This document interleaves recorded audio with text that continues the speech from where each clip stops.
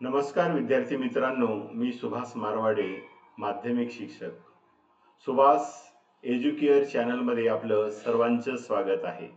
आज आपण पूर्व माध्यमिक शिष्यवृत्ती परीक्षा इयत्ता 8वी यामध्ये मूळ संख्या, संयुक्त संख्या, जोडमूळ संख्या व सहमूळ संख्या यावर आधारित प्रश्न जे येणार आहेत त्याविषयी माहिती बघणार आहोत.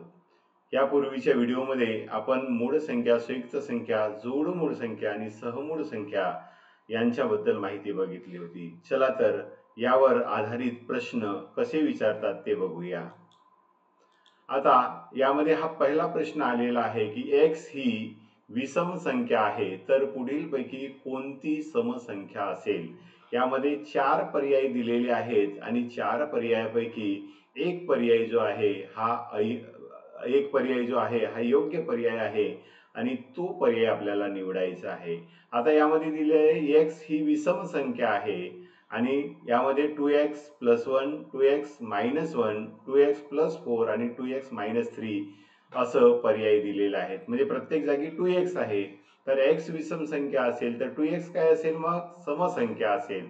x ही विषम संख्या आहे तर 2x ही काय असेल, विषम संख्या असेल. आणि म्हणूनच म्हणजे सम आणि विषम संख्यांचा गुणाकार हा सम असतो. आता जर ह्या 2x ही समसंख्या येत असेल आणि समसंख्येमध्ये जर आपण विषम संख्या मिळवली किंवा त्यामधून विषम संख्या वजा केली तर ही येणारी उत्तर ही विषम संख्या येते. मग इथं 1 ही विषम संख्या मिळवलेली आहे, 1 ही विषम संख्या वजा केलेली आहे. त्यामुळे हे दोन्ही उत्तर काय येणार आहे, समसंख्येमध्ये विषम संख्या मिळवली तर विषम संख्या, समसंख्येमधून विषम संख्या वजा केली तर विषम संख्या. इथं सुद्धा समसंख्येमधून विषम संख्या वजा केली आहे तर ती विषम संख्या. म्हणून पर्याय नंबर 3 म्हणजे 2x + 4 ही समसंख्या असणार आहे आणि त्यामुळे पर्याय नंबर 3 हा आपला योग्य पर्याय असणार आहे. चला तर आपला दुसरा प्रश्न बघूया. आता दुसऱ्या प्रश्नामध्ये आपल्याला काही विधाने दिलेली आहेत आणि विचारलेले आहे की सहमूळ संख्येच्या बाबतीत पुढीलपैकी कोणती विधाने चुकीची आहेत. विधाने या पद्धतीची आहेत. 2 सहमूळ संख्यामध्ये नेहमीच एक संख्या समसंख्या व एक संख्या विषम संख्या असते. दुसरा पर्याय आहे, एखाद्या संख्येला 2 सहमूळ संख्यांनी भाग जात असेल तर त्यांच्या गुणाकारानेही भाग जातो.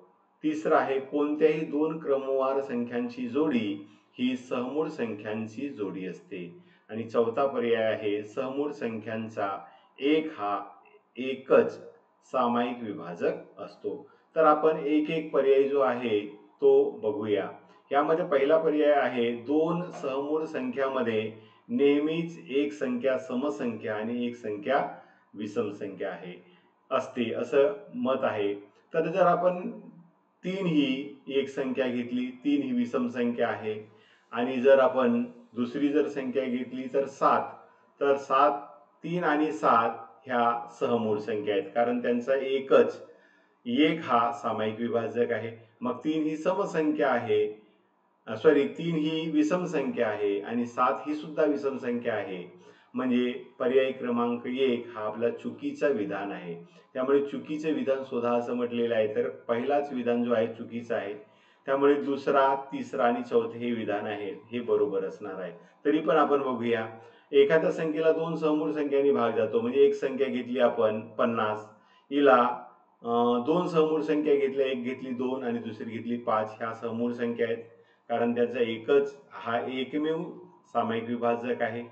तर 2 नेही 50 ला भाग जातो, 5 नेही 50 ला भाग जातो आणि त्यांचा गुणाकार जर आपण केला 2 × 5 तर ते होतील 10. 10 ने सुद्धा 50 ला भाग जातो. त्याच्यामुळे दुसरं विधान हे बरोबर आहे.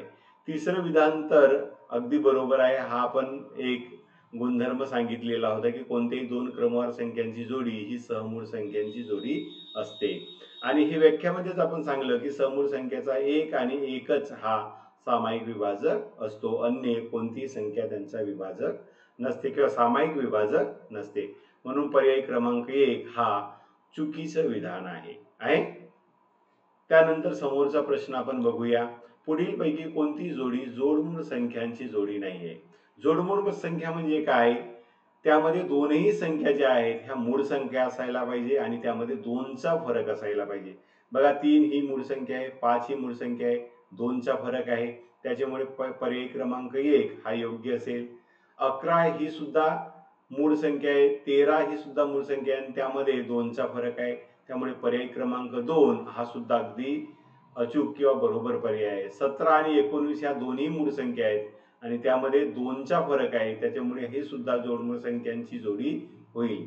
परंतु बघा 399 आणि 401 हे जी जोडी आहे यामध्ये जोडमूळ संख्यासाठी दोन्ही मूळ संख्या असणे आवश्यक असते, परंतु इथं ही चौथी जो पर्याय आहे हा चुकीचा पर्याय आहे, कारण यामध्ये आपल्याला स्पष्ट दिसते की 3 पर्याय हे योग्य आहेत, म्हणजे चौथा हा चुकीचा असणारच आहे.